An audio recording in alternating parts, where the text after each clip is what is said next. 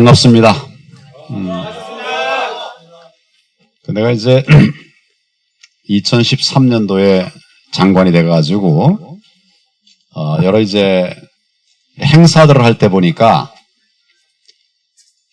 애국가를 1절만 부르더라고요. 애국가는 1절만 부르겠습니다. 이렇게 해서 1절 부르고 마는 거예요. 그 다음에 제가 우리 스태프들에게 왜 애국가를 1절만 부르냐? 내가 할 말을 3분을 줄이더라도 4절까지 부르자.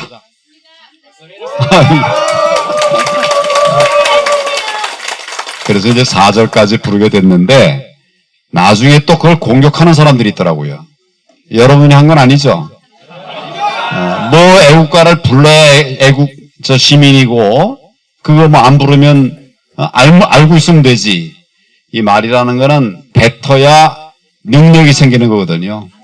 그래서 자꾸 우리가 애국가도 부르고 대한민국도 이 얘기하고 그렇게 해야 된다고 생각해서 누가 뭐라고 그래도 제가 있는 동안 우리 법무부에서는 국민놀이 할 때 애국가는 4절까지 불렀습니다.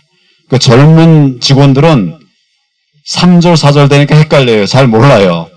그래도 몇 번 하니까 이제 다 알게 되었어요. 적어도 대한민국 국민이라면 그와 같아야 되지 않겠습니까? 오늘 와서 여러분들이 애국가를 4절까지 부르는 모습을 보니까 아주 이것만 봐도 된 사람이다. 이런 생각이 듭니다.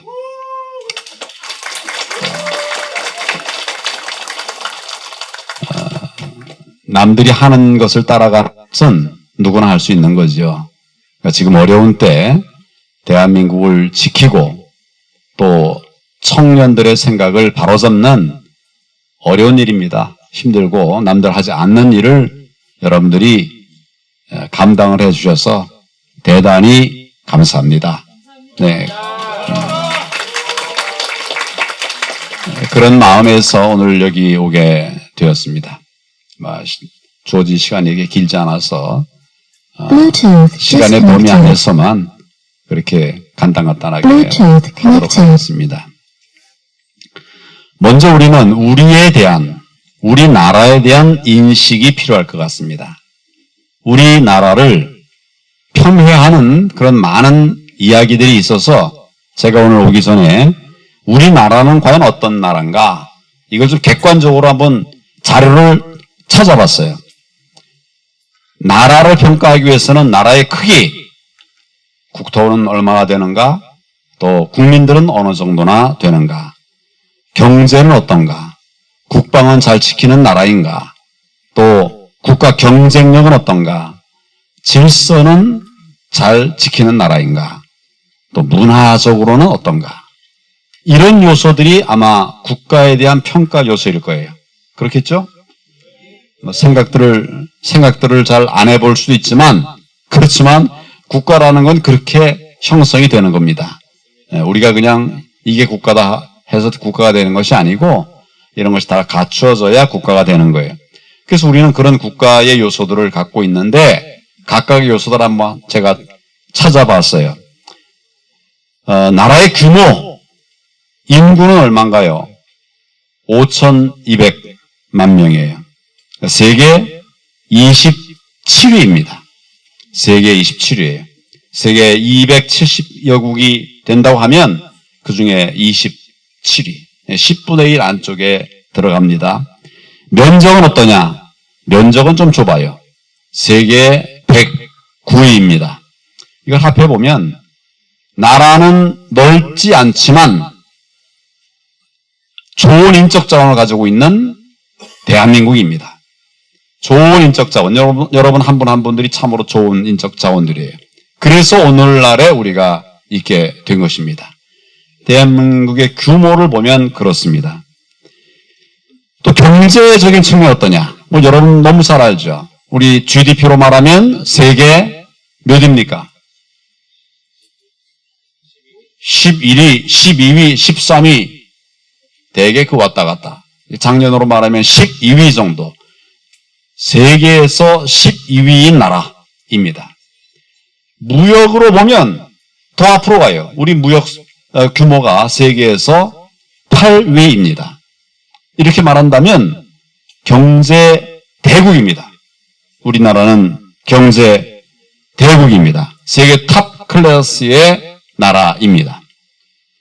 국방이 어떠냐? 우리나라를 지키기 위해서는 국방력이 필요한데 GEFP에서 작년 5월에 발표한 그 세계 국방력 평가에 있어서 우리나라는 12위였어요. 핵으로 무장하려고 하고 있는 북한이 23위, 우리는 12위고, 다른 통계대로 보면 우리가 글로벌 파이어 타워에서 조사를 한 통계를 보면 우리는 세계 7위의 군사 강국이다, 이런 통계가 있습니다. 우리는 국가 방위를 스스로 지킬 수 있는 그런 군사 강국입니다. 우리 스스로 지킬 수 있는 나라 그렇게 많지 않아요. 국가 경쟁력은 어느 정도나 되는가? 국가 경쟁력 굉장히 중요합니다. WEF에서 발표한 2017년 평가에 의하면 우리나라 국가 경쟁력은 세계 26위 이렇게 나와 있습니다. 법 질서가 어떠냐? 이 부분이 문제예요. 법 질서가 어떠냐? 이건 우리가 평가하는 게 아니라 해외에서, 외국에서 우리를 평가하는 시각에서 보면 우리 법 질서 준수 수준은 세계 49위입니다. 지금까지 제가 얘기한 이런 대부분의 지표에 있어서 우리는 20위권 아니면 10위권, 어떤 경우는 8위, 10위 안쪽으로 들어가는 이런 나라였는데 법 질서 부분은 49위. 이것도 좀 올라와서 49위예요. 이 부분이 굉장히 아쉬운 점입니다. 한 가지 더, 문화적인 측면에서는 우리가 어떠냐? 우리는 뭐 여러 이제 문화 지수 같은 것은 통계가 잡힌 것은 없습니다. 그래서 제가 그 세계 문화유산 등재 건수를 보니까 그걸로 보면 우리가 세계 21위예요. 이것도 괜찮은 나라입니다. 그 전체적으로 보면 우리나라는 세계 20위권의 강국입니다.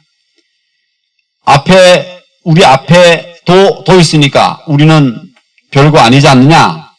그런 생각을 하는 사람도 있습니다만은 우리 뒤에는 250여 개 나라가 우리 뒤에 있습니다. 우리는 세계 20위권의 강국이 되었습니다. 제가 좀 구체적으로 좀 더 자세하게, 그럼 도대체 우리가 세계에서 1위 하는 그런 아이템들이 뭐가 있느냐? 여러분들 중에도 기억하시는 분들이 있을 것입니다만은 제가 몇 가지 아이템을, 좀 의미 있는 아이템들을 좀 찾아봤어요. ICT 발전 지수라고 하는 것이 있습니다. 이제 국제 전기통신 연합에서 발표하는 것인데 우리가 몇일까요? ICT 발전 지수 세계 1위입니다.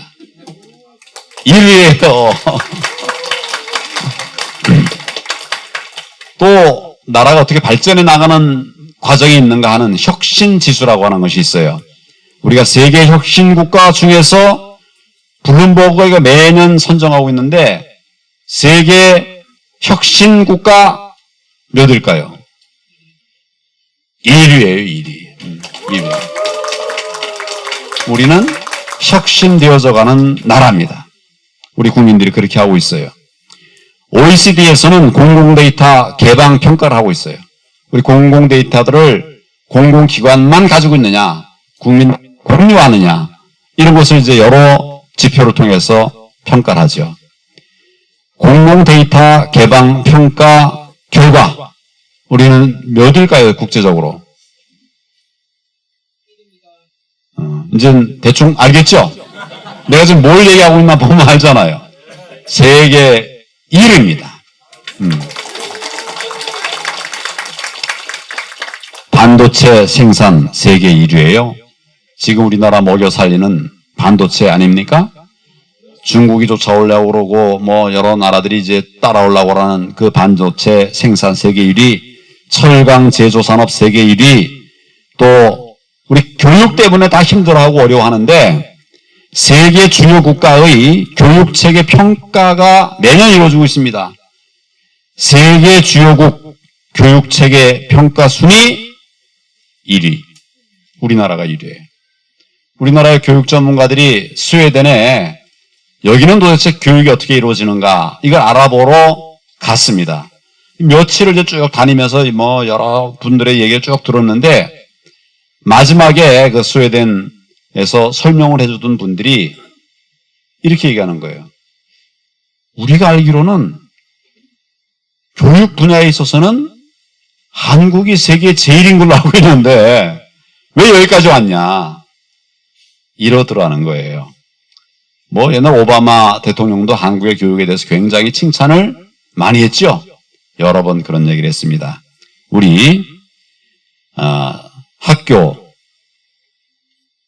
주요국 교육체계 평가 순위 2위, 그리고 학교 정보화 시설 이것도 세계 1위예요.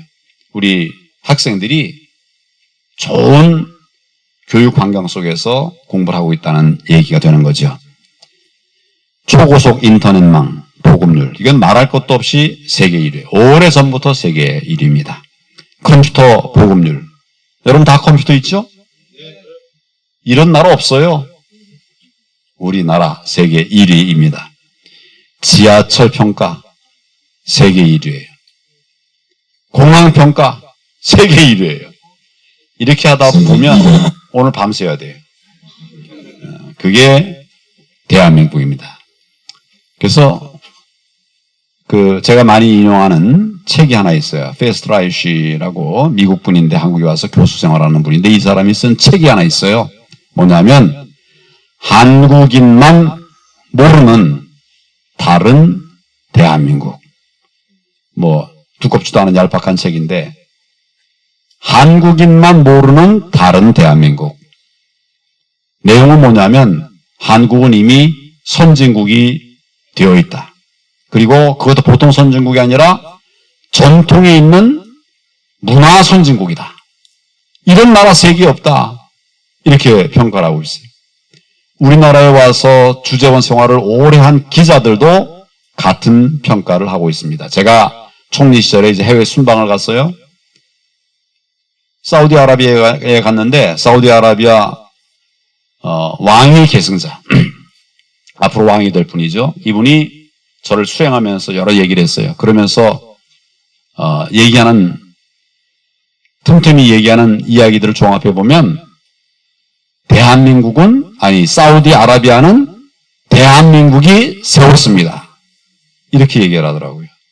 이게 뭐냐면 70년대 중동 붐이 벌어가지고 건설 근로자들이 많이 갔거든요. 거기서 이제 아파트도 짓고 건물도 지었는데 그래서 사우디아라비아는 대한민국이 지었습니다. 이렇게 말을 해요. 근데 이분 말에 의하면 두 번째 기적이 있다는 거예요. 뭐냐면 그런데 70년대 지은 그 건물들이 지금까지 아무런 하자가 없다. 이렇게 얘기하는 거예요. 40년이 지났는데 누가 하는 말이라고요? 사우디아라비아의 왕위 계승자. 나중에 국왕을 만났어요. 국왕도 똑같은 소리를 하더라고요. 우리나라는 대한민국이 세웠습니다. 제가 프랑스를 가도 발스 총리를 만났는데 한국의 개혁을 함께 하고 싶다. 이렇게 말을 해요. 올랑도 대통령을 만났는데 본래 20분을 만나기로 돼 있던 것을 지내보니까 1시간이 넘었어요. 이거는 뭘 말하는 겁니까? 우리나라를 그만큼 평가를 한다는 거지요. 대화를 하고 싶어하는 나라라는 거지요. 교류하고 싶어하는 나라라는 거지요. 외국에서 보는 시각, 우리가 우리를 보는 시각이 좀 객관적이지 못할 수 있다고 한다면 외국인이 우리를 보는 것은 정확하지 않겠습니까? 나가보면 우리나라 대단한 나라라는 것을 알 수가 있습니다. 대한민국 위대한 나라입니다. 대단한 나라입니다. 누가 한 겁니까? 여러분들이 한 겁니다. 대한민국 국민들이 한 것이에요. 얼마든지 자긍심을 가져도 되는 대한민국, 그리고 대한민국 국민입니다. 지금 나라에 여러 어려움들이 있습니다. 안보 문제가 가볍지 않죠. 심각하죠. 또 인구 문제 심각합니다. 저출산, 고령화 문제 있죠. 크지요. 청년 문제 많이 있지 않습니까? 가계부채, 국가부채 많이 있죠. 어려운 일이죠. 또 그보다 더 좀 구조적인 아픔은 갈등 문제, 세대 간의 갈등, 또 지역 간의 갈등, 쉽지 않은 문제입니다. 굉장히 힘들고 어려운 문제입니다. 더 큰 문제 중에 하나는 국가관이 흔들리고 있다. 우리나라가 이런 사회주의 국가가 되는 것이 아니냐, 이런 걱정을 하는 분도 있습니다. 그런 많은 어려움에도 불구하고 대한민국은 위대한 나라입니다. 어렵지만, 그렇지만 위대한 나라입니다. 오늘 박수를 치려면 제대로 치십시오.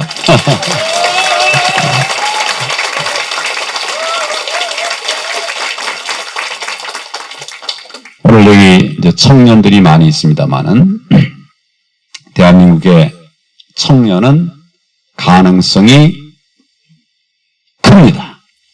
가능성이 큽니다. 여기 어르신 분들도 몇 분 계세요. 이분들이 청년 때는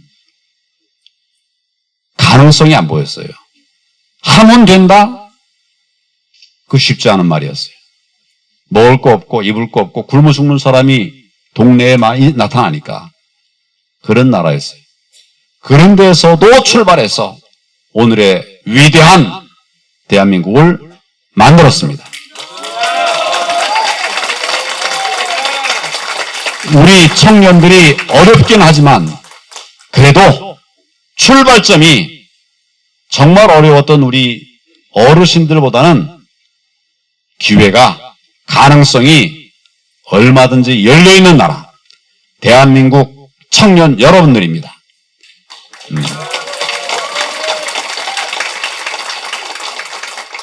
선진국 입구에서 여러분들은 인생을 시작하고 있어요. 그런 자긍심을 가지고 우리가 해야 할 일들을 좀 용기 있게 해 나가야 되리라고 생각을 합니다. 한 가지 얘기만 하려고 합니다. 준비한 거는 많이 준비했는데 한 가지 얘기만 하고 또 여러분 얘기를 나눠 들어보려고 그래요. 제가 지금 한 가지 얘기하려고 하는 것은 뭐냐? 비전의 청년이 되달라. 비전 이야기를 하고 싶은 거예요. 우리나라 좋은 나라인데 지금 청년들을 향해서 나오는 목소리는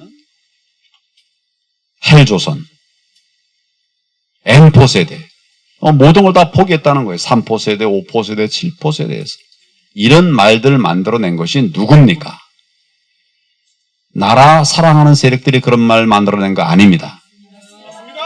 그 말의 뿌리를 찾아가 보세요. 그렇지만 우리 청년들은 중심을 잡고 미래를 만들어 가야 됩니다. 그러려고 한다면 비전이 필요합니다. 비전의 청년이 되어야 하겠습니다. 비전의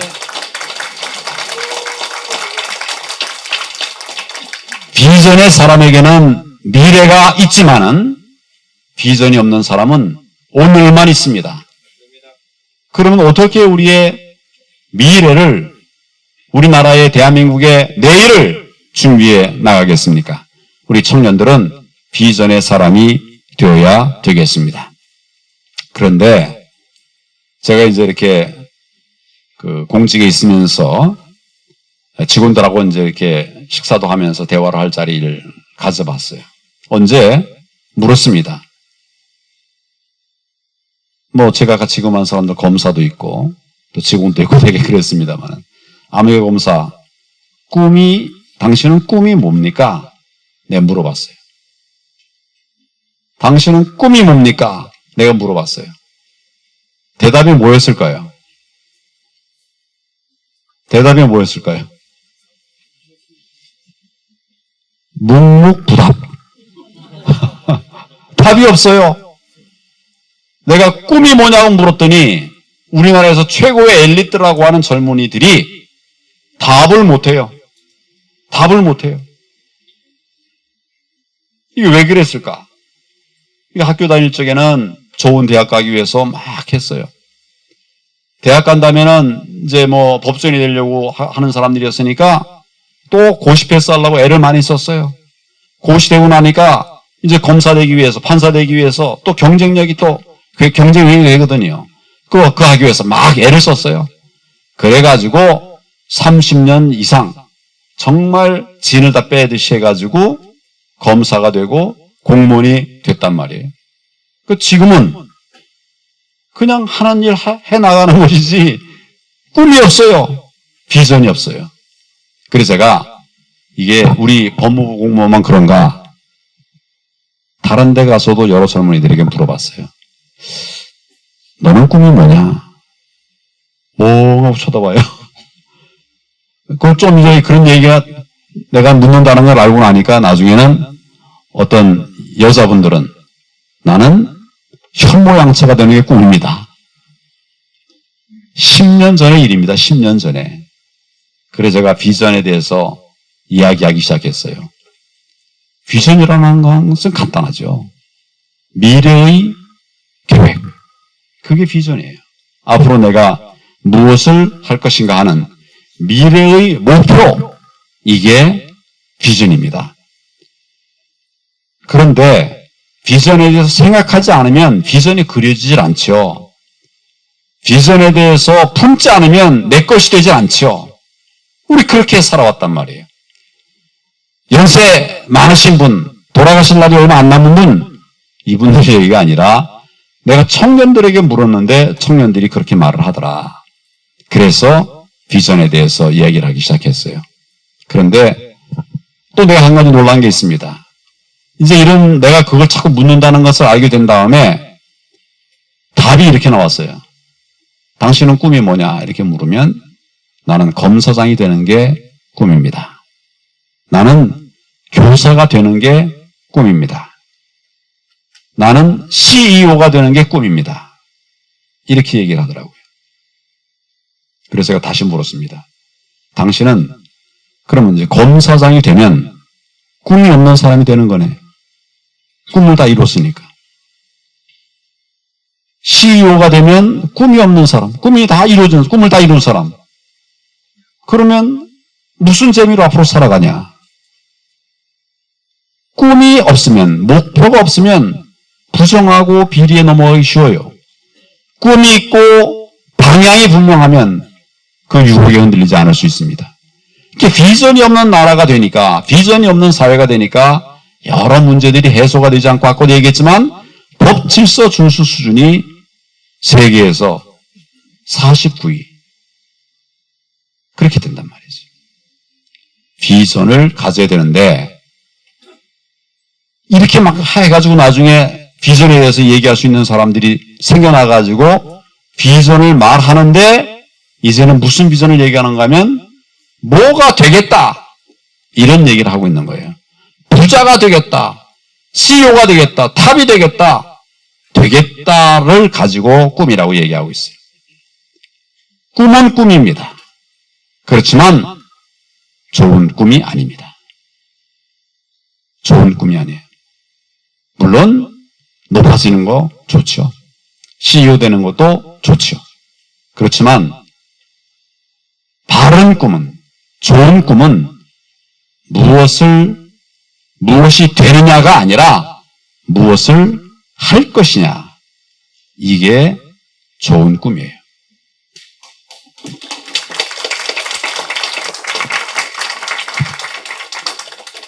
작년에 우리나라에도 왔었고 책도 쓴 미국의 연방 대법관이 있습니다. 소니아 소토마요르라고 하는 분인데 이분은 미국 분이긴 하지만 푸에르토리코 출신이에요. 그러니까 바꿔 말하면 소수민족 출신이죠. 또 여성, 미국에서는 하여튼 대법관 되는데 여성들이 많지 않아요. 지금까지 역대 여성 대법관이 3명밖에 없었다고 그래요.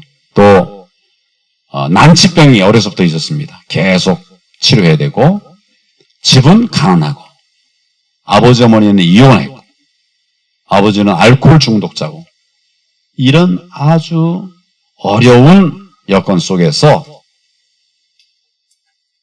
미국 연방 대법관이 된 사람이 이 소니아예요. 소토마요로. 이분이 한 말이 있어요. 제가 꿈에 대해서 관심이 있기 때문에 이 이야기가 제 눈에 들어와서 지금 여러분이 소개하려고 그러는 겁니다. 소니아 소토마요로가 이렇게 얘기했습니다. 좋은 집, 빠른 차, 신분 상승은 관심이 없다.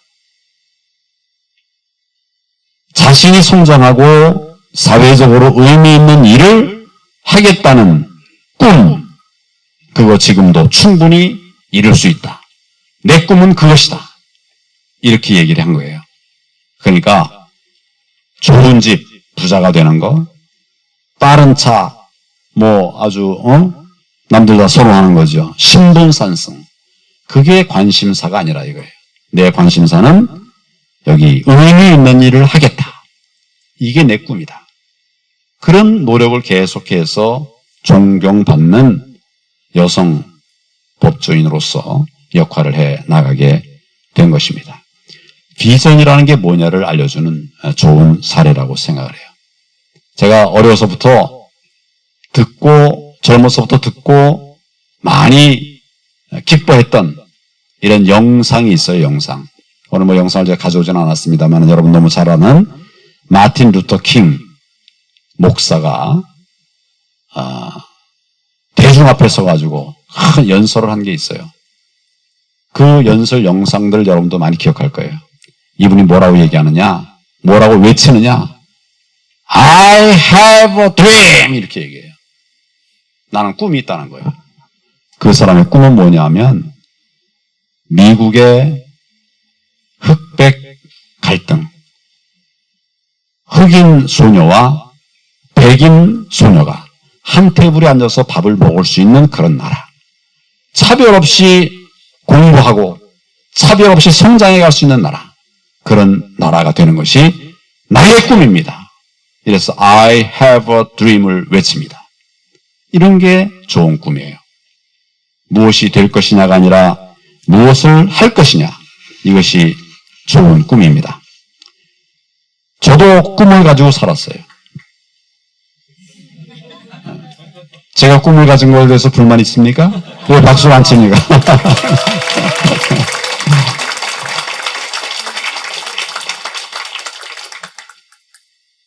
아까 이 위원장님이 말씀했지만 제가 검사로서 근무하면서 또 공안 파트에 많이 근무를 했어요.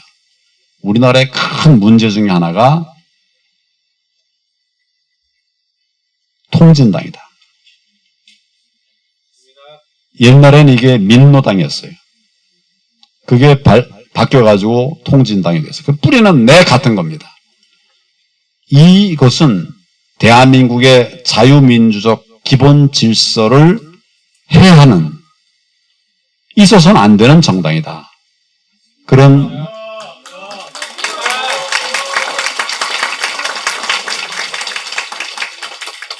이건 내 생각이 아니라 판단이 증거 판단이 그렇게 판단을 했기 때문에 여러 자료들을 계속 모았었습니다. 그러나 이제 위헌정당 심판 받으려고 하면 정당의 목적이나 활동이 자유민주적 기본 질서에 위배돼야 되거든요. 근데 목적이 위배돼도 위헌정당이고 활동이 위배돼도 위헌정당인데 우리나라의 법조계에서는 이게 목적만 가지고서는 불분명하다. 이게 잘 판단을 안 해주는 거예요. 그래서 뭐 이적단체들 많이 인정되지 못한 부분들이 있었어요. 그래서 이제 활동 부분까지 같이 찾으려고 하고 있었는데 이석기 사건이 터졌어요. 이석기 사건의 뿌리는 민노당, 통진당이었어요. 그래서 그걸 쭉 조사해가지고 이것을 계기로 해서 특별한 팀을 만들었어요. TF팀을 만들어서 그동안에 있었던 모든 자료들을 다 기록으로 만든 겁니다. 헌법재판소에 냈습니다. 맨 처음에는 헌법재판소의 위헌심판 신청을 했을 때 대부분의 사람들은 저거 황 장관이 무리했다. 안 되는 걸 시작했다. 이렇게 얘기를 해요. 그래서 제가 정말 국면지책으로 법정에 나갔어요. 통진당 해산심판 청구 법정에 나가서 처음에 제가 제안 이유를 설명을 했습니다. 장관이 나간 건 처음이에요. 나가는 일이 없죠. 없는데 모두 다 안 된다고 하는데 우리 팀은 힘을 좀 얻어야 될 거 아니에요. 근데 장관이 나가가지고 먼저 하면 용기 안 나겠습니까?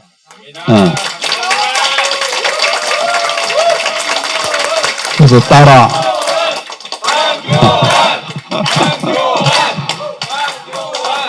감사합니다. 그래서 따라오라. 나를 따라오라. 책임은 내가 진다. 이런 마음으로 이제 했는데 맨 처음에는 안 된다는 분위기였어요. 전부 법조계도 그러고 뭐 언론도 그러고 대부분 안 된다는 것이었는데 13개월을 재판을 진행했습니다. 마지막 가니까 8, 9개월 때부터 그래? 기록을 다시 보는 것 같아요. 11개월, 12개월 가니까 자료에 대해서 이제 자료 그만 내도 된다. 엄청나게 많은 자료를 냈어요. 그동안에 우리가 수사하면서 재판 과정을 통해서 확보한 자료들을 쭉 이렇게 제출했어요. 17만 쪽을 냈습니다. 그러니까 뭐 공식적으로 그렇게 얘기하지는 않았지만 이제는 자료는 됐다. 뭐예요? 기록을 다 보니까 말이 아니라 기록을 보니까 이거는 허용할 수 없는 정당이라고 하는 것들을 헌법재판소 재판관들이 알게 된 것이 아닐까요? 그래서 마지막에는 한 명 빼고는 다 해산해야 된다고 하는 결정에 찬성을 해서 통진당이 해산되었습니다.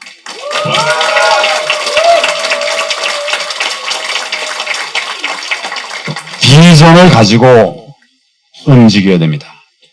비전이 있어야 힘이 있어요. 어떤 사람은 뭘 잘해보겠다고 열심히 노력을 했는데 오래 가지 못해가지고 시들어버리는 분이 있어요. 비전이 확실하지 못해서 그래요.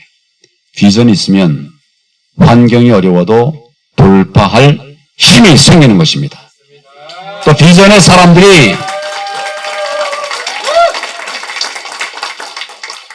사람들이 함께하면 이거는 배가가 아니라 복수로 2배가 아니라 4배로 더 커져가는 거예요. 비전의 사람들은 빛을 확산시킬 수가 있는 겁니다. 여러분들이 비전을 가진 젊은이가 되기를 바랍니다.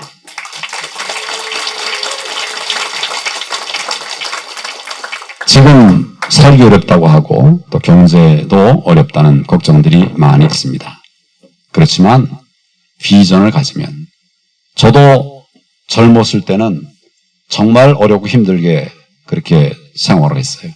그렇지만 제가 비전을 가지고 지혜를 듣고 선생님들, 선배들, 또 친구들 모아가면서 저의 미래를 준비하고 설계하고 계속 노력을 했더니 이게 정말 가난하고 가진 것도 없고 공부도 못하던 제가 옛날에 공부 못했었어요. 안 믿기죠? 옛날에 우리 반에 98명 중에 내가 48등 했던 사람이에요. 응? 중간 같은데 그 학교는 어려운 사람들 사는 동네라 가지고 여기서 1등이 좋은 학교 가면 몇십 등밖에 못해요. 그런 학교에서 제가. 그렇지만 꿈을 가지고 지속적으로 노력을 했더니 여러 성과들이 생기더라고요. 비전을 가지면 달라진다는 말씀을 제가 드립니다. 지금 예를 들면 청년 실업률이 굉장히 높아요. 그렇죠?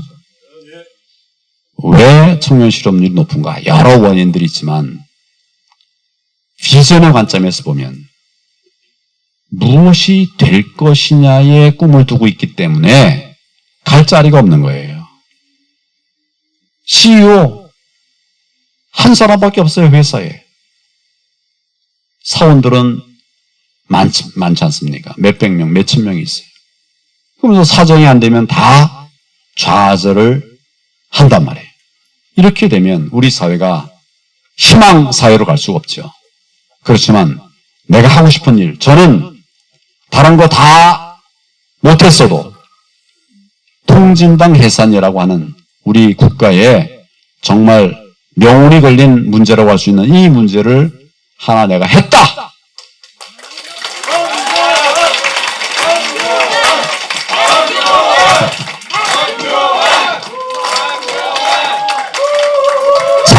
장관이 됐다가 아니라 통진당을 해산했다.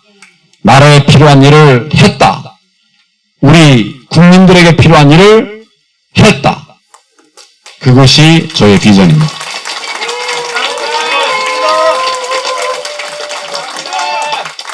하자로 보면 우리가 좌절하고 실망할 필요가 하나도 없습니다.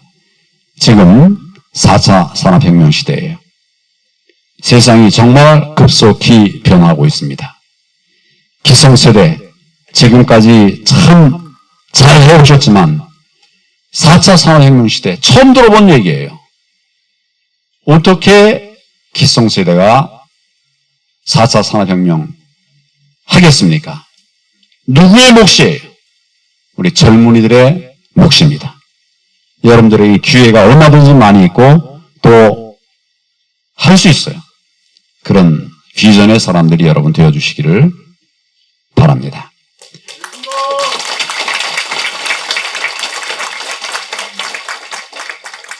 말하자면 오늘 밤새야 되겠지만 또 여러분들 얘기도 들을 필요가 있으니까 오늘 얘기는 일부로 여기까지만 하겠습니다.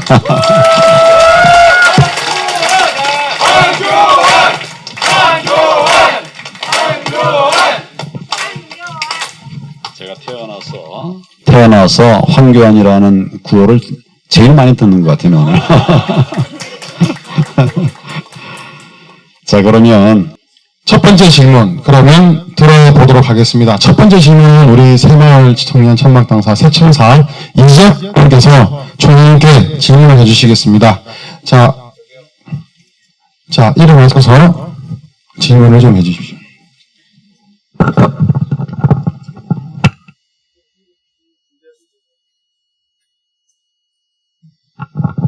안녕하세요, 총리님. 총리님께 궁금한 게 있는데요. 총리님, 지금 대한민국 청년들이 많이 힘듭니다. 사실 진짜로 많이 힘듭니다. 여러 가지로. 정부의 정책 때문에 힘들고, 취업 걱정이 힘들고, 국가 안보 때문에 불안해서 또 걱정이 많습니다. 우리 청년들이 앞으로 어떻게 이 난국을 헤쳐나가야 하는지 멘토로서 희망을 주는 메시지 부탁드리겠습니다. 네, 정말 그런 질문을 안 해도 되는 사회가 되어야 되는데 이런 질문이 여기저기서 이렇게 많이 나오는 점에 대해서 정말 저도 안타깝게 생각을 합니다. 청년들이 어떻게 해야 되는가 하는 이야기를 하기 전에 우리 기성세대가 잘 해야 되겠다 이렇게 생각을 하고 저도 잘하기 위해서 더 노력을 하겠습니다. 오늘도 저는 5시간 10분 자고 일어났어요. 할 일이 너무 많아요. 맞아요. 또 공부해야 될 것도 많고 저부터 그렇게 노력을 하도록 그렇게 하겠습니다. 그럼에도 불구하고 또 청년들이 참 어려워하는데 청년들의 어려움들 잘 알고 있습니다. 청년들도 해야 될 일을 해야 된다고 생각합니다. 그 중에 가장 중요한 것이 아까 제가 말한 비전 이야기인데 이것이 우리 청년들이 미래를 어떻게 살아갈 것인가에 대한 출발점이 되기 때문에 제가 자꾸 비전에 대해서 이야기를 하는 것입니다. 비전을 가지고 저 미래를 향해서 힘차게 달려가는 그런 청년이 되어줬으면 좋겠다. 그러면 많은 문제가 해결될 겁니다. 아까 제가 일자리 문제, 청년 취업 문제에 대해서도 무엇을 할 것이냐고 보면 기회가 많다. 무엇이 될 것이냐. 대기업 가는 거 힘들죠. 공무원 되는 거 힘들죠. 그렇지만 무엇을 할 것이냐고 설계를 한다면 우리에게 정말 좋은 일들이 많이 있죠. 문제가 해결될 수 있습니다. 한 가지 더 당부를 드린다고 한다면 청년들처럼 좀 혁신적으로 생각해 주시기 바라요. 혁신적 사고를 통해서 어려움들을 건너갈 수가 있을 겁니다. 선배가 한 대로 그렇게 하면 선배를 넘어갈 수 없죠. 선배와는 다른 혁신적인 방법을 해야만 됩니다. 친구들이 하는 대로 하면 친구로 넘어갈 수가 없죠. 혁신적인 그런 생각을 하면 길이 뚫립니다. 그러나 혼자서만 혁신적으로 가면 안 돼요. 제가 여러분들이 꼭 당부를 드리고 싶은 것은 기성세대와 함께 가라. 아버지와 함께 가라.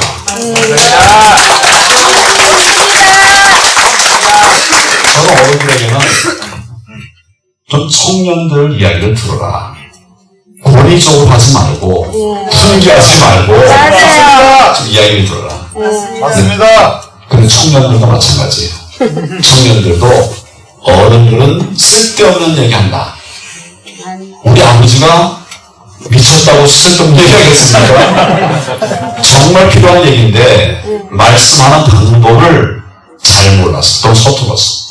그런 점들을 이해하면 세대 간의 갈등도 넘어갈 수 있으리라 생각합니다. 간단한 몇 가지만 말씀만 드렸습니다.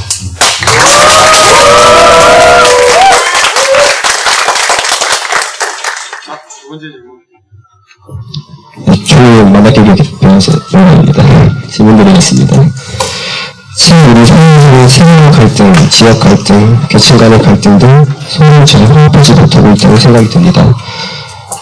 이러한 갈등과 반대를 완화시키기 위해 어떤 방법이나 시도가 효과적일 거라 생각하시는지 궁금합니다. 저는 온 인류가 같이 고민하는 문제입니다.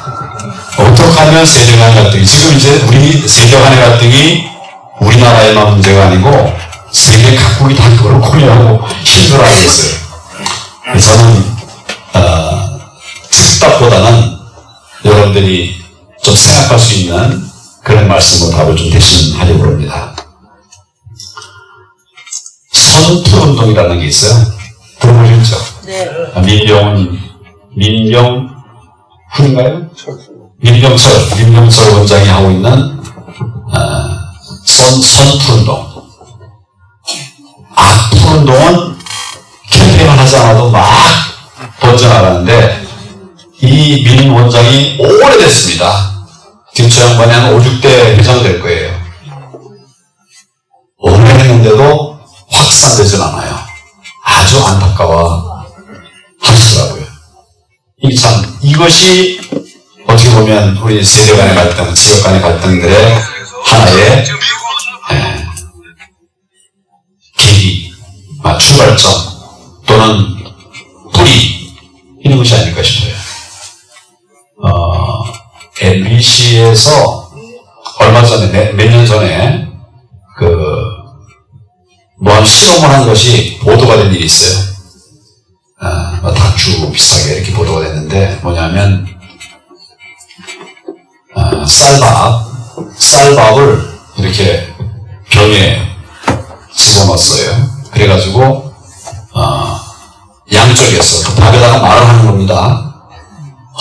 넌 얼마나 이렇게 맛있게 생겼냐? 넌 참 훌륭해. 이런 얘기를 계속했어요. 또 한쪽 쌀에는 짜증나는 말을 했어요. 야, 이 자식아, 너 이렇게 맛없어! 이런 말을 계속 해야 된 거예요. 한쪽 쌀밥에는 짜증나는 말, 한쪽 쌀밥에는 격려의 말을 했어요. 한 달 뒤에 그 두 쌀을 딱 펴보니까 짜증을 낸 쌀에는 시커멓게 그렇게 곰팡이가 써 있어요. 근데 막 칭찬하는 것은 그리고 곰팡이는 서로 들었겠지만 하얗게 됐더라고요. 하나는 하얗고 하나는 까맣게. MBC라고 물어보시면 그 영상이 있을 거예요.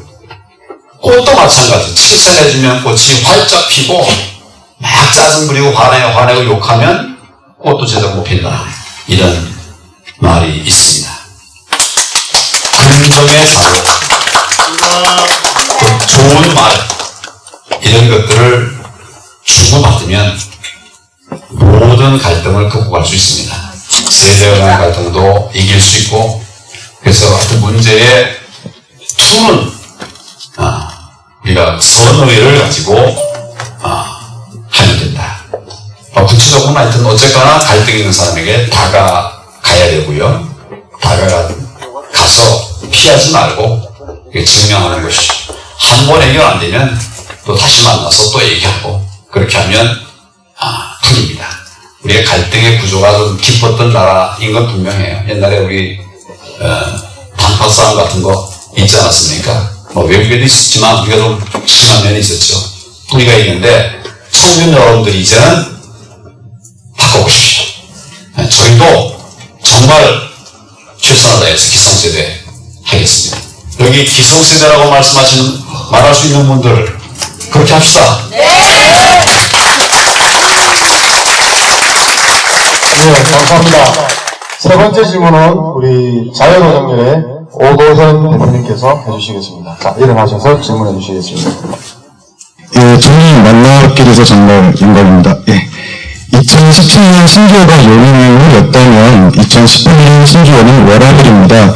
국민들이 여가 시간이면 삶에 대한 열망을 보이면서도 이 또한 본인이 주도적이지 않는 영업 업무, 현실과 이상의 괴리, 이런 삶을 주도적으로 살자는 이유도 있는 듯합니다. 총님께서는 삶 속에서 무리를 느껴본 적이 있으신지, 그런 시간들을 통해서 활력을 느껴보신 경험들을 말씀해 주시면 감사합니다. 저도 제 또래 사람들 중에서 제일 바쁘게 일하고 다른 여가를 전혀 생각하지 못했던 그런 사람입니다. 제가 28에 결혼했어요. 우리 아내가 대학 졸업을 앞둔 그 시점에서 결혼했습니다. 2월 말에 졸업을 하는데 2월 11일 날 결혼을 했어요. 왜 2월 11일 날 했느냐? 월말 되기 전에, 분기 말 되기 전에. 왜? 그때는 일할 게 많으니까. 조금 덜한 것이 그래도 중간이다. 분기 중에는 2월 중에도 중간. 그래서 11일로 정한 거예요. 청년들이 이렇게 막 좋은 날 택해가서 그런 게 아니라 일을 기준으로 그래야 하는 거예요. 그래서 우리 아내가 이제 결혼한 뒤에 한 2주 뒤에 졸업을 했는데, 제가 갔겠습니까? 안 갔겠습니까? 지금 여러분들 같으면 상상도 못하죠? 안 갔어요. 안 간 게 아니라 못 갔습니다. 일하려고. 애를 낳습니다, 우리 애. 그 병원에 언제 갔을까요, 제가? 요즘 우리 아들딸들 보니까 출산한다고 그러면 며칠 전에 연관해가지고 미래가 딱 가있더라고. 나는 애 낳을 때는 먼 곳에 있었고, 애 낳은 다음에도 주말까지 기다린 다음에 일 다 하고 나서 일요일로 나가서 우리 애를 봤어요. 옛날에는 그렇게 일에 정말 빠져가지고 행복하지 못하게 살았습니다. 옛날에는 그게 당연한 모델의 생활을 했었는데, 제가 지금도 그렇게 산다는 게 아닙니다. 지금 완전히 바뀌었어요. 저도 과거에 일에 묻혀서 살았습니다. 많이 바빴습니다. 그러나 그런 상황 속에서도 가족 간의 관계, 또 친구들 간의 관계, 또 내 어떤 자기 개발을 위한 이런 것들을 노력을 안 할 수가 없죠. 계속 노력을 했는데, 제가 사용한 팁은 조각 시간입니다. 조각 시간. 그러니까 조각 시간들을 최대한 잘 활용을 하자. 그냥 이렇게 허비하는 시간이 아니라 조각 시간들이 재미있고 또 대화 흥나게 하는 이런 시간으로 그래도 해보자. 그래서 제가 여러분들 뭐 생각이 어떤지 몰라도 학생 중학교 다닐 때까지는 제가 문학소년이었어요. 왜 웃으세요? 내가 그 학원이라고 옛날에 큰 저사가 있었는데 거기에 응모해가지고 큰 상도 받았어요. 조각 시간에 제가 시를 보면서 시를 쓰고 이렇게 이제 했다는 것이죠. 제가 악기를 여러 개를 할 줄 압니다. 할 줄을 아는데 잘은 못해요. 말하시는 거 있잖아요. 색소폰도 좀 다 조각 시간들 이용해서 한 거예요. 틈틈이. 예. 그러니까 힘들고 어려울 때도 어떻게 하면 재미있게 살 것인가, 율로라고 하는 걸 어떻게 내가 실현해 볼 것인가, 활용할 수 있는 길들을 찾아보면 또 있어요. 조각 시간, 다른 사람과 함께하는 이런 기회들을 만들어가는 것, 이런 것들을 좀 같이 생각해가고, 요즘은 이제 제가 이렇게 한강공원에 밤에 나가보면 맨날 깜짝 놀랐어요. 젊은이들이 한 20명이 막 달려와요, 저한테. 그죠? 이 정재국 씨도 통진당 애들 아니야? 막 뛰어오는 거예요. 근데 나한테 오는 게 아니라 내 옆으로 치쳐가는 거예요. 그 밤에 모여서 뛰는데 친구들이 아니야. 친구들이 아닌데 이렇게 인터넷으로 약속을 해가지고 어디 몇 시 어디에 모여라 그러면 다 먹고 다 하고 와서 뛰는 거예요. 건강도 재미있게 하더라고요. 나도 그런 거 좀 배워서 좀 하려고 그래요. 여러분도 한번 뜻 있으면 한번 한강공원에 밤 9시 반에 나가서 그러더라고요. 그래서 밤 늦게 그렇게 바쁘고 힘들어도 좀 우리가 사이사이 틈을 좀 내서 인생이 정말 행복할 수 있도록, 가족들이 행복할 수 있도록, 주변이 행복할 수 있도록 하는 것은 우리들의 어떻게 보면 사명이다. 저는 그렇게 생각합니다. 네, 감사합니다. 우리 청년단체 세 분의 대표님께서 새 질문을 받았습니다. 이제 네 번째 질문부터 진행을 맡아주실 강수영 이사님께 마이크를 넘기도록 하겠습니다. 강수영 이사님께 큰 박수 부탁드리겠습니다. 안녕하십니까. 청년 멘토링 토크파티 4회 2부를 맡은 철수방송의 강수연이라고 합니다. 네, 하나 알겠습니다. 오늘 저희 황교안 총리님과 함께 이런 기회를 갖게 해주셔서 무한한 영광으로 생각합니다. 자, 그러면 이용원 대표님의 마이크를 받아서 제가 2부 진행을 하도록 하겠습니다. 준비되셨습니까? 네, 첫 번째 질문입니다. 지금까지 살아오시면서 가장 힘든 때가 있으셨다면 언제인지, 또 어떻게 그때를 극복하셨는지 궁금합니다. 여러분 너무 잘 아시지 않습니까? 제가 대통령 권한 대행을 하게 됐습니다. 잘 없는 일이죠. 우리 건국 이후에 2번 정도밖에 없었다는 두 번째 일이죠. 두 번째 일인데 참 힘들었습니다. 어려웠습니다. 또 정말 산소와 같은 그런 상황에서 지내게 돼서 정말 제가 공직생활 하면서 어려운 때가 많이 있었지만 힘든 그런 때였었습니다. 나만 힘들면 뭐 되는 게 아니라 힘든데 나라가 무너져서는 또 안 되니까 챙겨 나가야 되는 게 큰 부담감이었기 때문에 정말 힘들었습니다. 헤쳐나간 방법은 제가 혼자 갔으면 못했을 거예요. 근데 여러분 뭐 잘 모르시겠지만 국무위원들 또 장차관들이 똘똘 뭉쳤습니다. 이때 권한대행 시절에 정부 안에서 좀 갈등이 있었다든지 잡음이 있었다든지 그런 거 들어보셨습니까? 네. 돌아보면 지금 생각해보면 그렇죠. 정말 힘든 때인데 아무도 이탈하는 사람 없이 꾀부리는 사람 없이 한 마음으로 쫙 이렇게 했기 때문에 그 5개월 동안의 권한대행 시절이 아무 사고 없이 그렇게 지낼 수가 있었다고 생각하고 정부가 그렇게 하니까 민간에서도 많이 협조를 해주더라고요. 그래서 전에 안 하던 것들도 같이 해주고 이렇게 했었습니다. 기본적으로 우리가 같이 일을 했는데 우리들의 입장은 저를 포함해서 우리들의 입장은 어려움을 피하지 말고 직면하자. 그때 인사를 했더니 인사를 이제 권한 대행이 할 수 있느냐 없느냐 하는 이런 여러 가지 얘기가 있었지만 그러나 국정을 원활하게 수행하려고 그러면 필요한 자리는 채워야 될 거 아닙니까? 임기 끝났는데 비워놓고서 그냥 장시간 방치할 수는 없지 않습니까? 해야 되는 일이기 때문에 그런 그 어려움에 직면했을 때 했어요. 그 대신에 여러 헌법학자들이 얘기를 다 종합해가지고 권한 대행이 할 수 있는 범위가 뭐냐 그 범위를 지키면서 할 일들을 했습니다. 예를 들면 장관을 임명하는 것은 헌법적이지 못하다.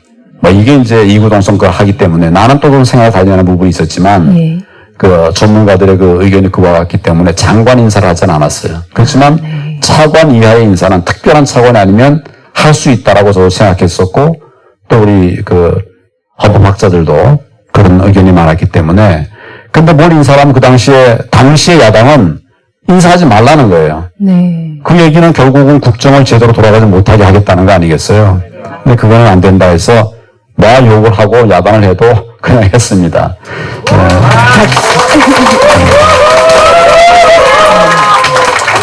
그러니까 어려움에 좀 이렇게 부딪히는 이런 직면이 극복하는 그런 기회가 됐다 이런 생각을 합니다. 네, 큰 박수 부탁드립니다.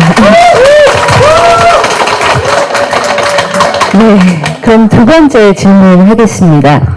국가 지도자가 국가와 국민을 위해 반드시 갖추어야 할 요건이 있다면 무엇이라고 생각하십니까? 모든 지도자들에게 다 필요한 것이겠습니다만은 특히 말씀하신 대로 이제 국가 지도자로 국한해서 말한다고 하면 결국은 안목이 중요할 것 같아요. 안목, 넓은 안목, 남들이 보지 못하는 것을 보는 그런 안목이 제일 중요하리라고 생각합니다. 위기인데도 위기인 줄을 모르면 위기라고 말해주는 그런 안목이 필요하고 또 위기가 아닌데 위기의식을 갖게 되면 지금은 위기가 아니다라고 또 말해줄 수 있는 그런 안목이 굉장히 중요하다. 저는 그렇게 생각을 하고 덧붙여 말한다고 하면 역시 열정이 또 필요합니다. 아까 제가 몇 가지 얘기를 좀 예로 들었습니다만은 지도자는 열정이 필요합니다. 그런 열정이 없이는 물론 이제 나라를 이끌어가는 것도 가능하지 않겠죠. 리더십에 관한 얘기를 이제 많이 합니다만은 지도자의 리더십은 섬김의 리더십이 되어야 된다. 그렇게 생각을 합니다. 옛날에는 통치자로서 국가 지도자가 군림했다고 한다면 지금은 국민들 속으로 가서 국민들과 함께 국민들을 섬기는 이런 리더십이 이제는 필요하다. 이런 생각을 하고 또 한 가지 중요한 것은 도덕성 굉장히 중요하다고 생각합니다. 그리고 좀 다들 바쁘고 힘들어도 지도자는 여유를 가질 필요가 있다. 남들이 급하게 달려갈 때 그 길로 가면 잘못된 것이다. 말해 주려고 하면 여유가 좀 필요하지 않느냐. 이런 것들을 제가 개괄적으로 말씀드렸습니다만은 조금 더 공부를 해보겠습니다. 여러분 열정의 박수 부탁드립니다.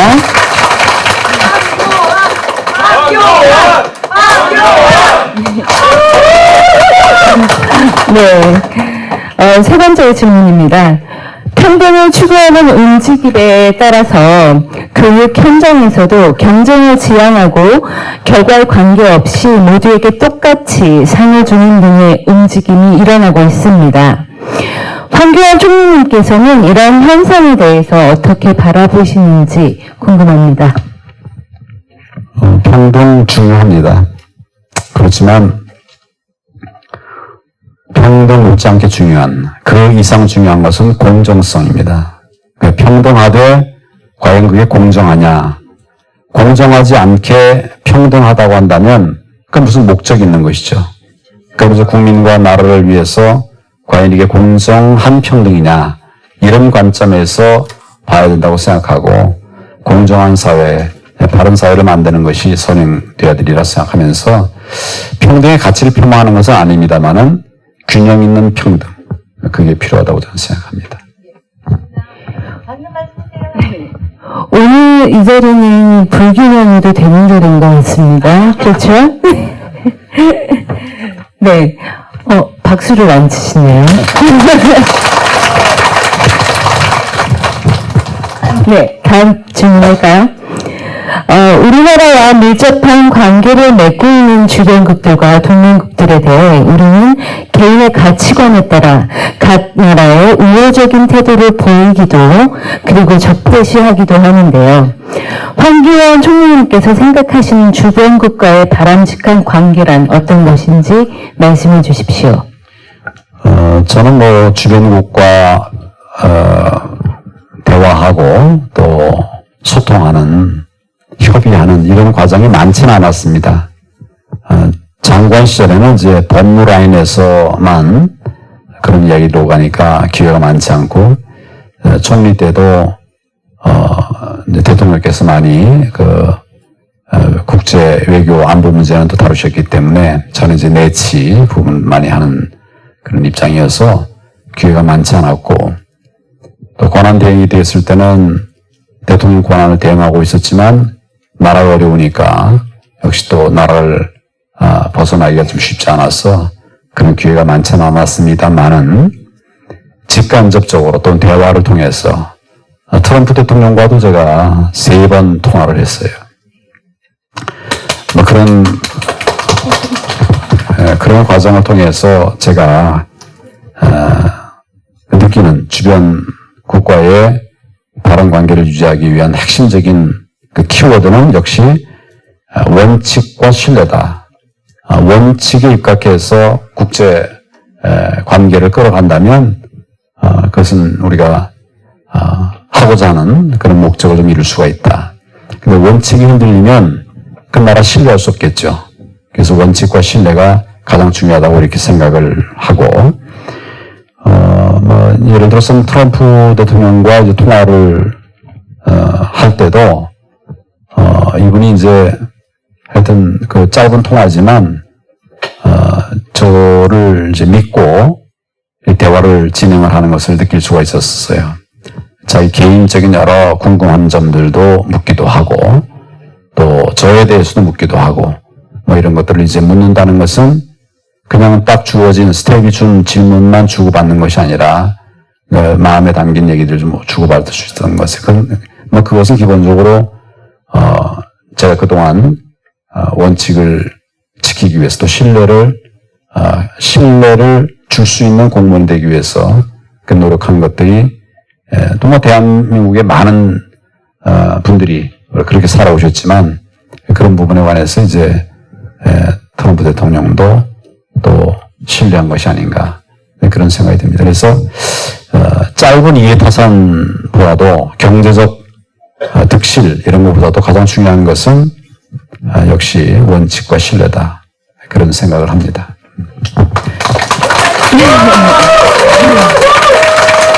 총리님 말씀대로 원칙과 신뢰가 얼마나 중요한지를 깊게 생각해 봐야 하는 시기가 아닌가 싶습니다. 다음 질문입니다. 만리동의 실향민 가정으로 상대적으로 넉넉지 않은 가정에서 태어나신 걸로 알고 있습니다. 현재 흙수저라는 표현으로 주어진 환경을 비관하는 세태가 지배적인 분위기 속에 총리님께서는 현재 대한민국이 흙수저가 사회를 주도하는 주역으로 성장하게 하는 환경이라고 생각하시는지 아닌지에 대한 견해를 듣고 싶습니다. 지금 시점으로 말하면 흙수저가 성장하기 위한 그런 환경은 나쁘고 어렵습니다. 그렇지만 이게 과거는 안 그랬느냐? 과거에도 역시 그랬습니다. 저도 어릴 적엔 참 가난하고 힘든 집에서 살았는데 저는 과외 공부라는 걸 한 번도 안 해봤어요. 못 해봤어요. 그런데 그때도 과외 공부를 하는 학생들이 많았고 하여튼 학교 안에서 부조리도 있더라고요. 보니까. 그러니까 제가 이제 어떻게 공정하게 이렇게 평가를 받지 못하는 이런 것을 느낀 때도 있었고, 그러니까 보면 그때도 어려움이 있었고 지금도 어려움이 많이 있어요. 근데 우리가 피부로 느끼는 것은 늘 지금 거를 힘들고 어렵게 이렇게 느끼긴 합니다. 그리고 또 실제로 어렵기도 해요. 왜냐하면 구조적인 문제가 됐거든요. 옛날에는 구조적이라고 말할 수는 없었는데 지금은 이제 구조적인 어려움들이 있기 때문에 더 힘들긴 하죠. 그렇지만 길은 있습니다. 흙수저가 얼마든지 꿈을 펼칠 수 있는 그런 길들은 여전히 있다라고 저는 생각을 합니다.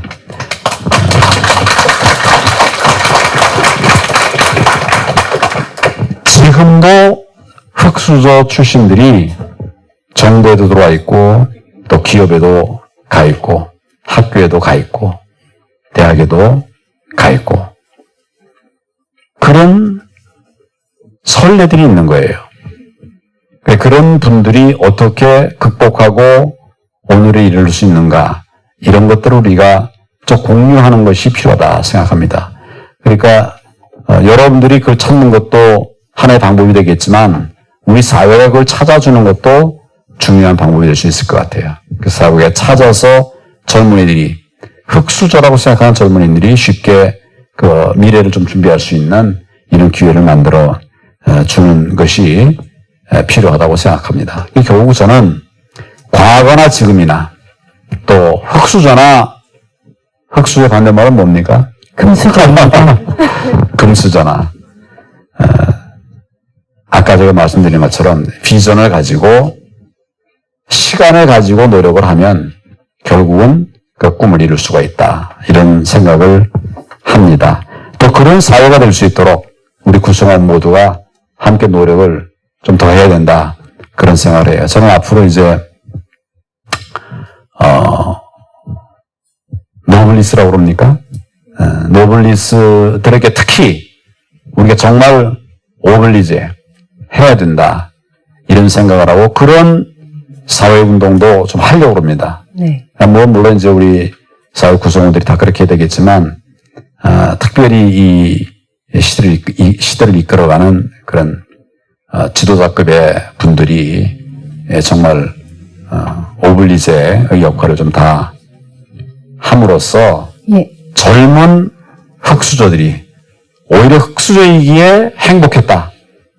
저는 가난하니까 과외를 안 했거든요. 얼마나 행복했겠습니까?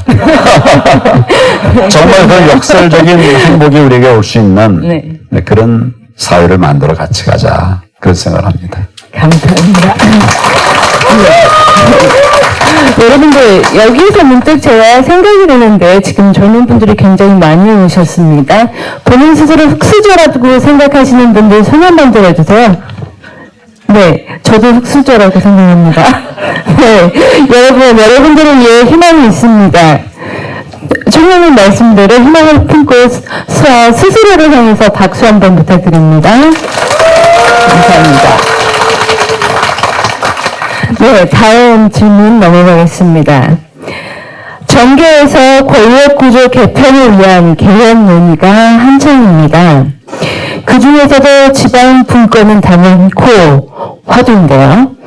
황준님께서는 지방 분권이 지금보다 강화되어야 한다는 주장에 동의하시는지, 동의하지 않으시는지, 총리님께서 생각하는 지방 분권은 어떤 방향으로 이루어져야 한다고 보시는지 여쭙고 싶습니다.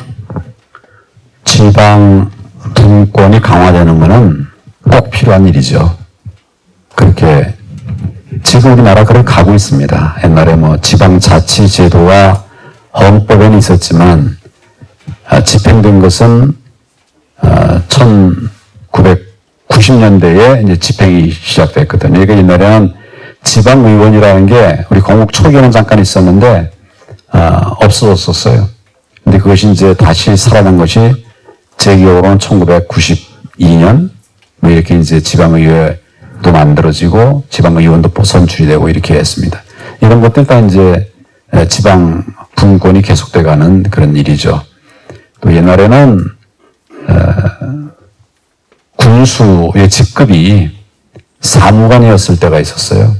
그러니까 5급 사무관이 지방 군수를 했었는데 지금은 뭐 직급이 거의 장관급인 그런 지방자치단체장도 있지 않습니까?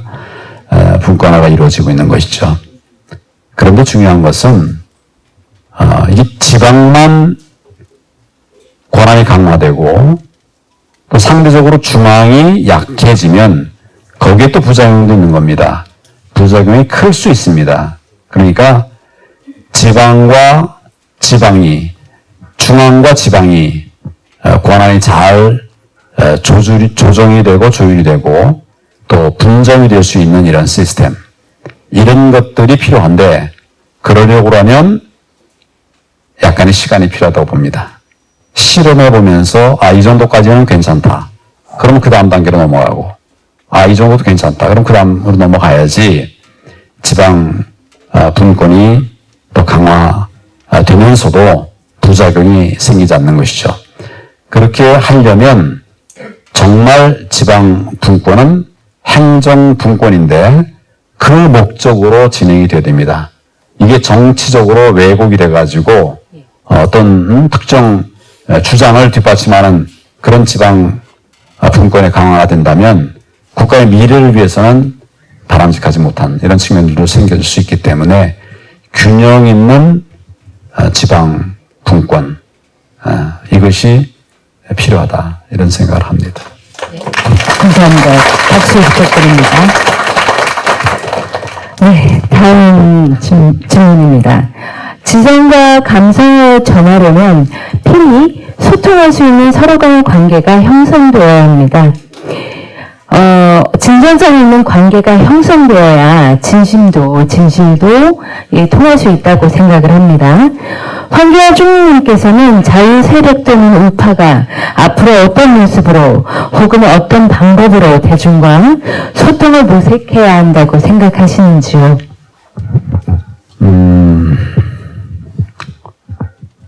결국 중요한 것은 소통하기 위해서는 대중 속으로 들어가야 됩니다.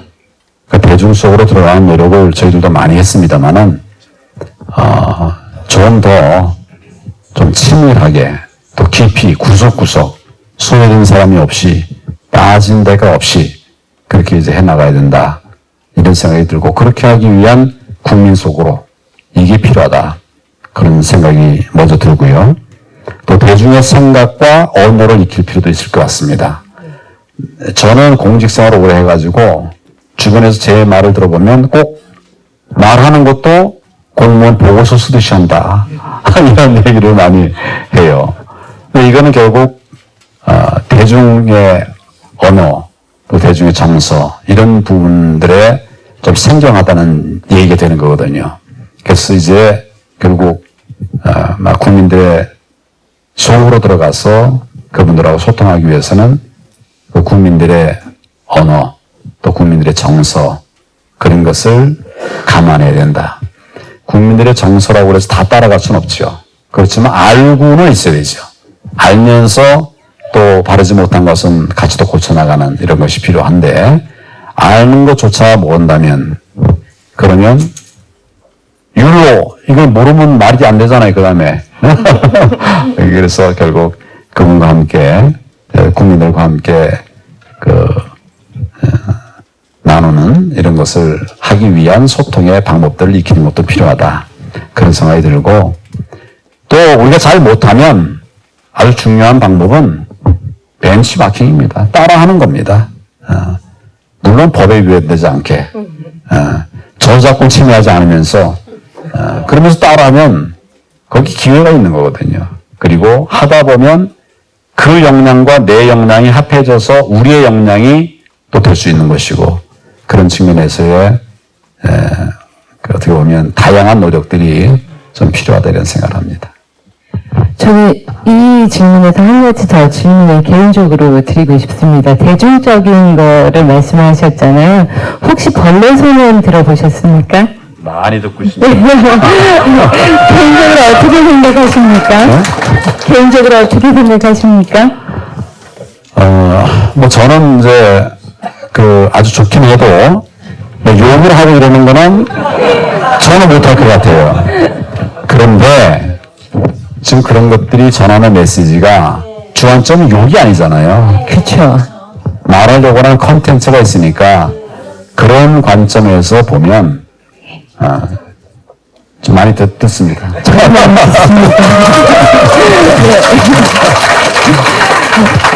이런 의미에서 많이 벌레소년의 노래를 들어주세요.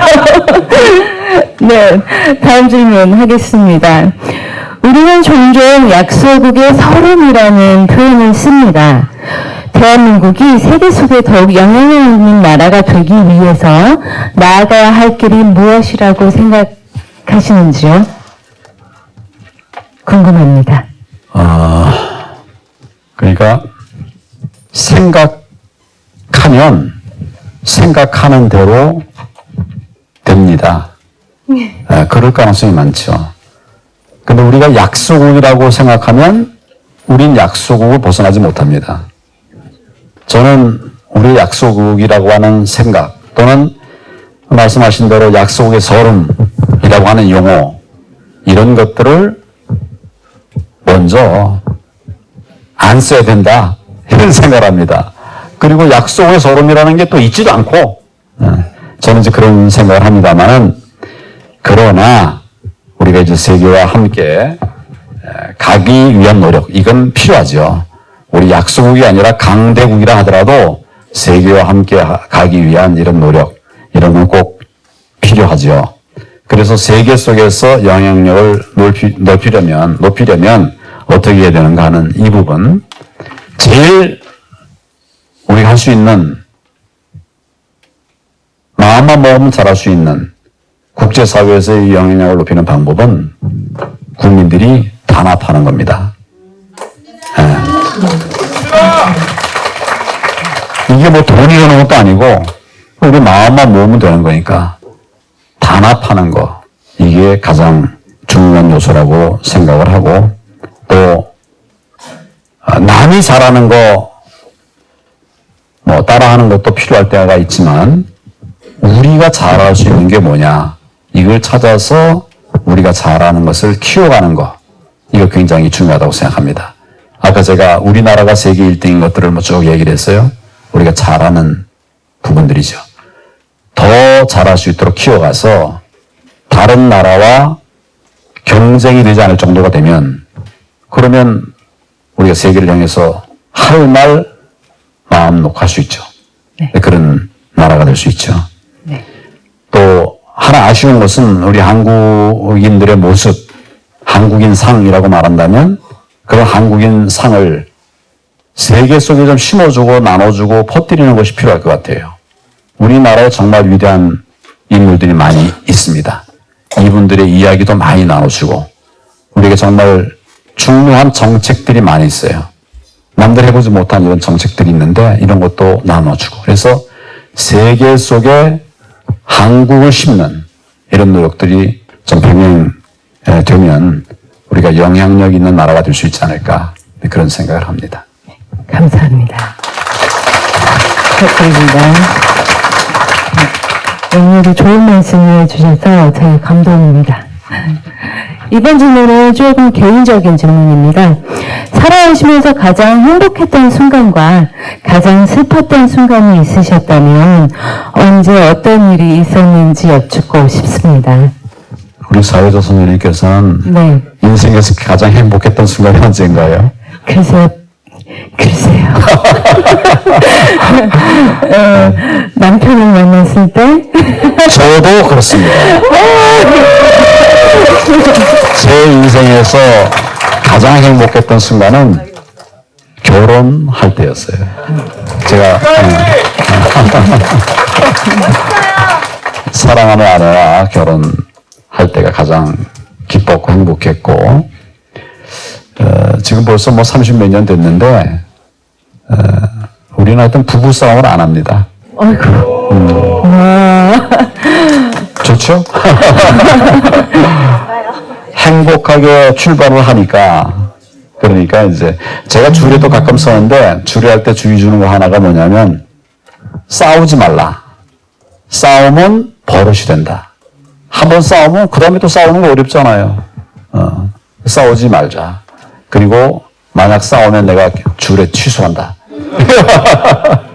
하여튼 이제 그런 제일 행복했던 순간은 우리 결혼할 때가 제일 행복했고, 가장 슬펐던 순간은 우리 딸을 시집 보낼 때 가장 슬펐어요.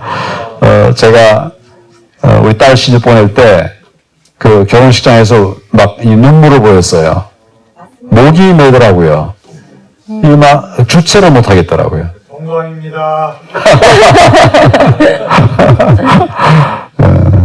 그렇지만 슬프긴 하지만 더 기쁜 그런 슬픔이 있었습니다.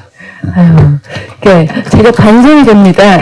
저는 행복했던 순간에 남편을 만난 거였는데, 불행히도 저는 자주 싸웁니다.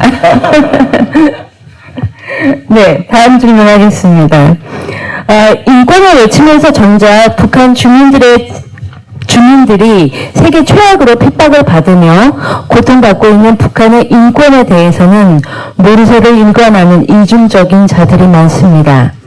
북한 인권에 대해 총리님의 생각을 듣고 싶습니다. 정말 우리 사회자께서 말씀하신 것처럼 북한은 최악의 인권 침해국이죠. 이거는 뭐 누구도 그렇게 그걸 부정하지 않을 거예요. 정말 최고의 인권 침해국이 바로 우리 지척에 있습니다. 앞에 있습니다. 정말 안타까운 일이죠. 상처는 드러내야 치유가 된다고 생각합니다. 네. 북한의 인권 상황 숨겨놔서는 해결이 안 된다. 저는 그렇게 생각을 합니다. 그래서 북한의 인권 상황을 드러내서 국제사회와 함께 개선하기 위한 노력을 진행해야 된다. 이런 생각을 합니다. 쉽지 않지만 그렇게 해야만 된다고 생각합니다. 네. 북한 인권을 생각하면 다들 똑같으실 거예요. 같은 민족이긴 하지만 참 사는 방식이 참 다르구나 라는 거죠. 네. 북한 통일이 되더라도 인권에 대해서 개선을 하지 않는다면 정말 진정한 통일이 되지 않을 거라고 생각을 합니다.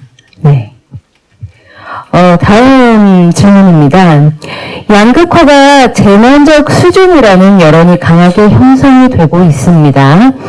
양극화는 시장 경제에 갖는 구조적인 모순이라는 일각의 지적 속에 정부의 소득 재분배 정책이 시급하다는 주장도 힘을 얻고 있는 상황인데요.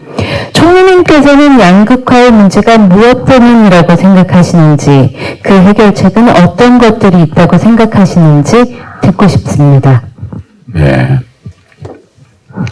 전에 국무총리를 지냈던 경제학자가 이런 말을 했어요. 양극화라는 용어, 이건 대립적인 용어다. 이런 걸 사용함으로써 자꾸 갈등을 조장하는 이런 분위기를 만들어서는 안 된다.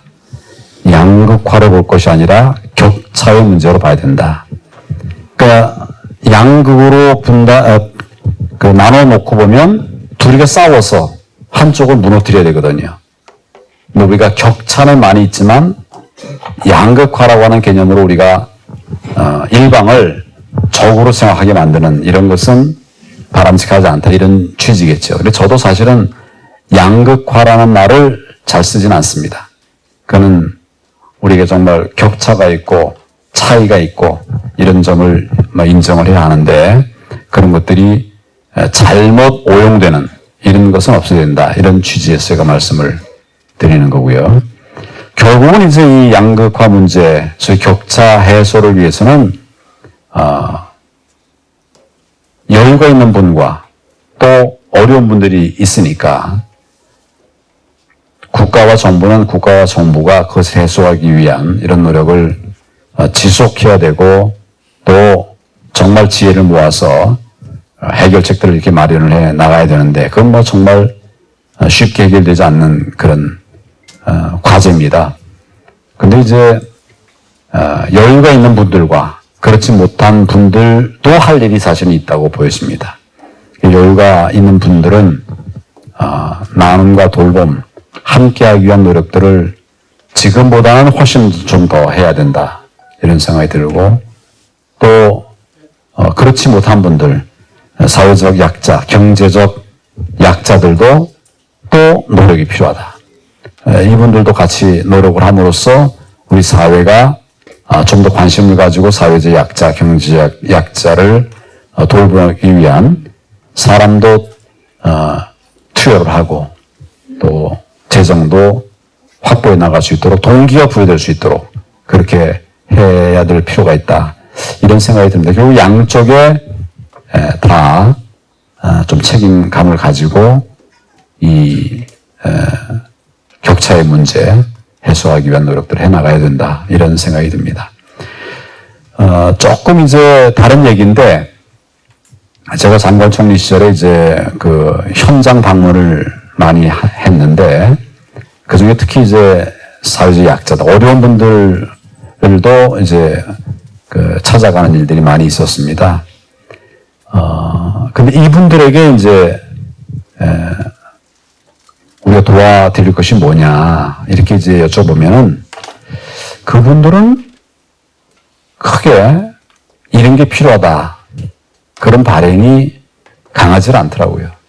대부분 나라가 워낙 잘해주셔서 우리 사회가 발전하니까 여기저기서 도와주는 분들이 많이 계셔서 어렵고 불편한 면이 있지만 그래도 살만합니다. 이런 얘기들을 해요. 어떻게 보면 우리나라에서 가장 어려운 분들이 그런 말을 해요. 그런 분들이 전략적으로 말을 할 수도 있어요.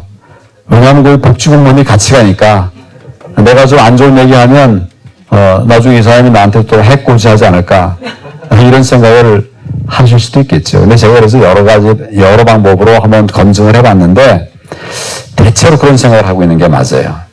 거기서 우리가 시사를 받는 부분도 많이 있다. 그런 생각을 합니다. 그런 정도까지만 하겠습니다. 네. 박수 소리가 점점 작아지는 것 같습니다.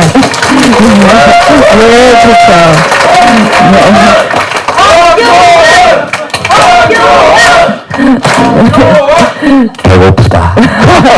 저 이럴 때 살아있으면 목소리에 뒷소리가 뒤에서 들리는 소리가 배고프다. 배고프세요? 네, 제가 처음에 질문할 때 굉장히 떨었었는데 지금 풀리는데 지금 이게 마지막 질문이에요. 마지막 질문 하겠습니다. 조은희님, 멘토로서 선진 강국 통일 대한민국을 이끌어갈 미래 세대의 주역인 우리 청년들이 갖추기 바라시는 비전과 덕목들이 있으시다면 말씀해 주시기 바랍니다. 여러 번 제가 여러 기회에 말씀을 드렸기 때문에 그 정리해서 말씀드린다고 한다면 간단하게 미래를 보자. 지금 내 주변에 보면 힘들어요. 힘 안 납니다. 미래를 보면 꿈이 생겨요. 힘이 납니다. 뭘 해야 되겠다. 동기부여가 돼요. 미래를 보자. 또 한 가지는 세계를 보자. 세계. 우리나라는 이제 세계 속의 한국이에요. 외국어를, 저는 사실은 고등학교 1학년 때 정통 종합영어를 7번 본 사람입니다. 정통 종합영어 여러분 아세요? 근데 말은 한마디도 못해요. 비프령 명사 해가지고 달달달달 다 외우고 시험은 100점인데 말은 못하고 들리지는 않고 그래가지고 쥐어 넘어가가지고 파고달 외국어 학원에 가서 청취반 듣고 있었어요. 우리 저 꼬마 검사하고 같이 내가 차장 검사인데 그래서 듣고 있었어요. 그러나 이제 여러분들은 달라야 됩니다.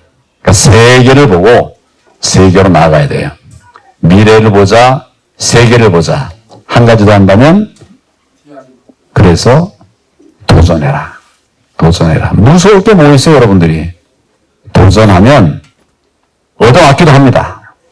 그렇지만 그 어려움이 지나고 나면 그 다음에는 체력이 생기는 거예요. 견딜 수 있는 내력도 생기고 그래서 강한 사람이 될 수 있는 겁니다. 요즘 젊은이들이 나약하다 이런 말을 하는 분들이 간혹 있어요. 간혹이죠? 근데 도전하세요. 도전하면 쓰러지면 어때요? 제가 이런 예를 듭니다. 여기 아마 30대 이하인 그런 청년들도 많이 있는데 나는 대학에 떨어졌어요. 나는 회사 입사 시험에 떨어졌어요. 한두 번 떨어진 게 아니라 20번 떨어졌어요. 이런 생각하는 사람들이 있어요. 그래서 도전을 꺼려하는 거예요. 취업률 통계하다 보면 취업 포기한 사람들이 있어요. 이런 분 통계도 안 잡혀요. 그런데 실패하면 어떻습니까? 우리 인생을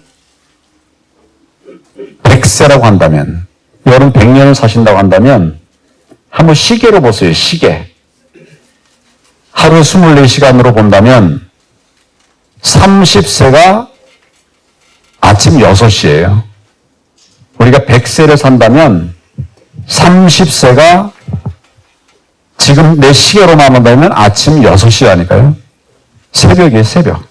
실패했어도 이제 일어나서 눈 비비고 밖에 나가서 가면 되는 거예요. 하면 되는 거예요. 달리면 되는 거예요. 근데 그런 마음으로 도전을 하자. 마치겠습니다. 감사합니다.